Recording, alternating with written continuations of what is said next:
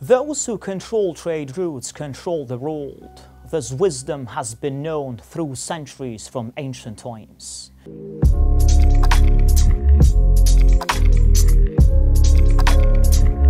Silk Road remains in history not only with the legends of the East and romance. Wars and bloodshed have accompanied it through the ages.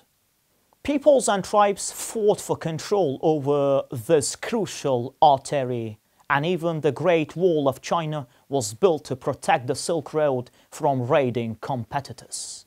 If we remove the camel caravans and the tales of 1001 Nights, we will see that particularly the same thing is happening today. The war for trade corridors continues in our time, but by other methods. On the day of the helicopter crash involving the president of Iran, the media reminded us of the United States' threats to impose sanctions on the international North-South transport corridor. Earlier, the State Department stated that Indian companies risk facing sanctions due to any investments to Iran after New Delhi signed a 10-year contract to operate the strategic Iranian port of Chabahar. Any organization interested in trading with Iran must understand all the potential risks it exposes itself to, including sanctions. We are already aware that Iran and India have signed an agreement in Chabahar, the State Department stated.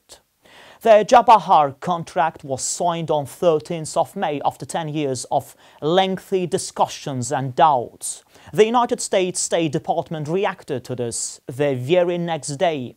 Through the Chabahar port, India plans to transport goods to Iran, Afghanistan and Central Asian countries bypassing the Pakistani ports of Karachi and Gwadar.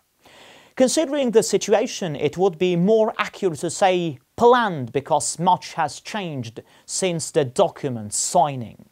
Chabahar was expected to become a key hub for the international North-South transport corridor, a multimodal transit route stretching for 7,200 kilometers between India, Iran, Afghanistan, Armenia, Azerbaijan, Russia, Central Asia and Europe. The deal between Tehran and Delhi was met with great enthusiasm in Russia, which, after the imposition of sanctions, relied on the southern route. So much so that it took on the financing of the Iranian long-term project, the Rasht-Astara railway. Only the absence of this railway hinders the full utilization of the North-South railway from Russia to Iran through Azerbaijan. How the helicopter crash of President Raisi will affect Iran's foreign policy and priorities is still unknown. However, many analysts lean towards the opinion that Iran's projects with India and Russia are put into question in any case, because the United States apparently is seriously determined to prevent the Chabahar project from coming to fruition. As long as the North-South corridor was limited to transit from Iran to Russia through Azerbaijan, the United States watched the development calmly. But attempts to reach the Persian Gulf and the global ocean, giving this route a global character by shifting international logistics to the south, prompted Washington to take a firm stance on the issue. India had long awaited the moment to reorient regional logistics towards itself. The United States supported it in the goal of ousting China from the market and shifting the east-west route to the Middle East. In September last year, India, the United States and the European Union signed a memorandum on the construction of a transport corridor from India to Europe through the Middle Eastern countries, bypassing Iran, Turkey and of course the South Caucasus. From the very beginning, it was clear that the Indo-Arab Mediterranean corridor was impracticable due to constant wars and conflicts in the region. The Palestinian-Israeli conflict that erupted in October and turned into a war put an end to these plans. And 6 months later, India decided to play its own game and make a deal with Iran and Russia, still hoping to take the lead from China.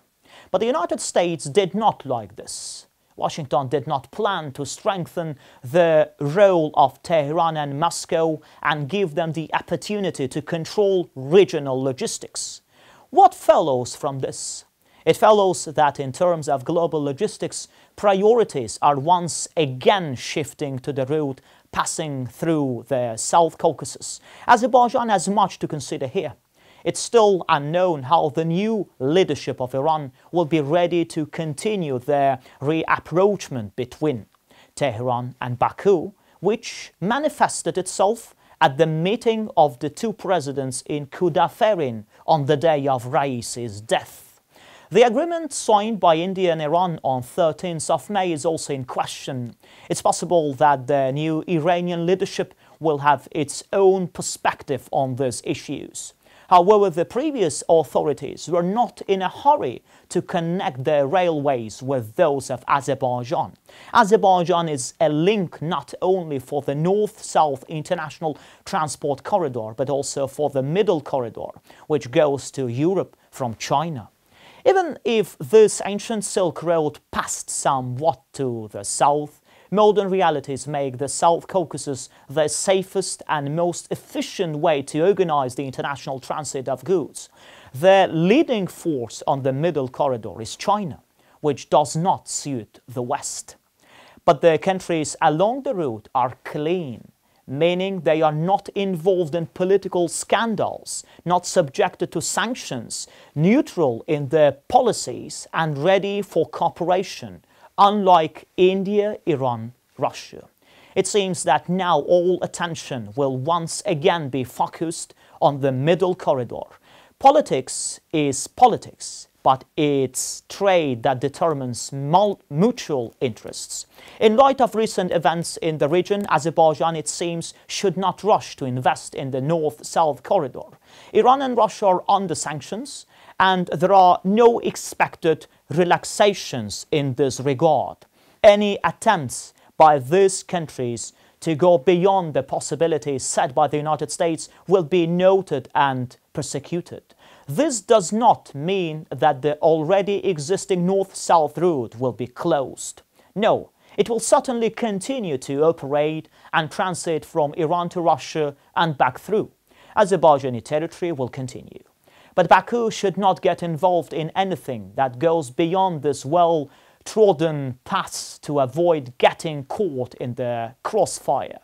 When it comes to Azerbaijan's benefits, the Middle Corridor has always been a priority for it, and Baku has never hidden this.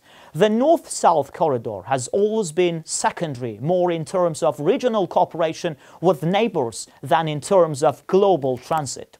Currently, the Trans-Caspian International Transport Route, in which Azerbaijan plays a key role and concentrates its main interests, is being rapidly implemented. It's worth noting that on 20th of May, cargo transportation on the Baku-Tbilisi-Kars railway resumed after the completion of modernization and expansion work on its sections passing through Georgia. This 829-kilometer BTK railway line connecting Turkey with Central Asia and China through Georgia and Azerbaijan was closed for cargo transportation in May 2023 due to repair work on the Georgian section.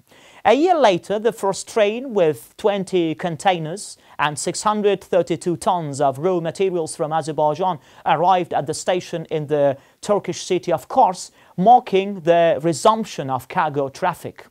The goal is to increase the number of container trains between Turkey and China to 200 per year in the medium term and 1,500 in the long term, reducing transit time from 12 to 10 days. Baku-Tbilisi-Kars is a very serious and important railway artery connecting East and West Europe and Asia. The complex geopolitical situation on the continent has necessitated increasing the capacity of the highway due to the opportunity to attract more cargo in this direction. For a long time, logistics chains were formed in various directions, mainly sea routes.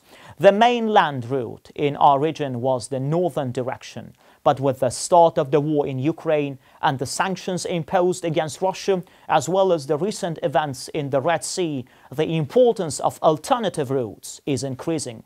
And one of them, even the main one, is the middle corridor of which BTK is a part. Modernization was carried out to increase cargo transportation volumes from 1 million tons to 5 million tons. Overall, the volume of cargo transportation along the middle corridor is expected to reach 10 million tons. Not only Azerbaijan, but other key countries on this route, Kazakhstan and Turkey, are currently doing significant work to modernize their transport infrastructure to increase the corridor's capacity. None of this is seen in the north-south direction. One might say that only Azerbaijan, being merely a transit country, has shown activity and adopted its infrastructure to the scale of international logistics. Although no one, of course, expected great prospects for the corridor, having partners under sanctions to the north and south. Once again, it's emphasized that the United States has never threatened Azerbaijan with sanctions for the transit of goods from Iran to Russia and back. The only time a warning came from the State Department to Baku concerned the construction of the South Aras corridor from Agban to Nakhchivan through Iran's territory. But that was only once, and almost immediately there were justifications from Washington, and no one talked about it anymore. Given Baku's pragmatic policy, there is no doubt that Azerbaijan will choose the most advantageous path for itself. The country has repeatedly demonstrated its ability to navigate dangerous reefs. It will find a way out now as well. The United States' threats regarding the India-Iran-Russia project are not addressed to Azerbaijan, but it could end up among the losers if it bets on this route. Something tells us that Baku will not make such a bet and never plan to.